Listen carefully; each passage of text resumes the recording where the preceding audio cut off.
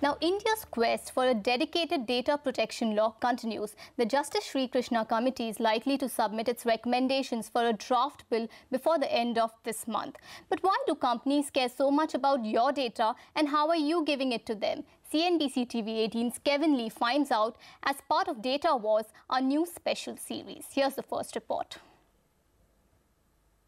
A decade or so ago, when phones weren't as smart, digital was just a type of watch you wore, these neighborhood stores were kirana stores that offered a unique service, recharging the balance on your prepaid phones. You'd walk in, finish your shopping, and write down your phone number in a register, and the shop owner would then top up your balance when customer queues thinned. It was a simple two-party agreement. That is, until third parties decided that they wanted in.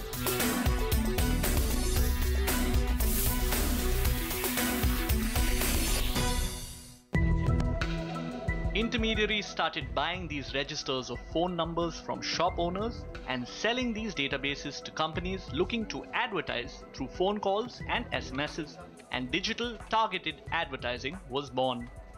While companies did not have a lot of information about the people they were advertising to, they did know that these people had cell phones, which meant access to a certain amount of disposable income. Today, those kirana stores have been replaced by social media and e-commerce websites, and our many internet accounts have replaced their registers. The only difference is that we are now using our personal data as currency to access these free websites. There is no free lunch. There's a saying in the world of internet, if you're getting something free of cost, remember you are the product which is being sold.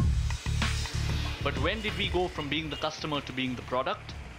A few years ago, technology had sufficiently evolved to allow websites to know how many people were actually clicking on an ad and how many were just ignoring them.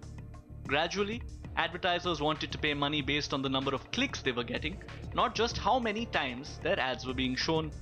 To ensure that more people were actually clicking on these ads, websites used the data they had collected from users to try and make the ads more relevant, and suddenly, modern advertising became dependent on us moving a mouse pointer and clicking on a screen. If you take digital, you need engagements, you need clicks.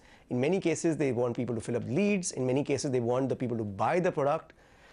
So the thing is, the entire time value of the customer is sort of considered when you invest in digital. The reason for that is digital can actually deliver that. Needless to say, these websites today have a lot more information about us than just our names and phone numbers. But unlike earlier, when it took an enterprising kirana store owner to transfer this information, most of this data today is being handed over by us. But how much of this is by choice? Tune in tomorrow to find out. In Mumbai, Kevin Lee.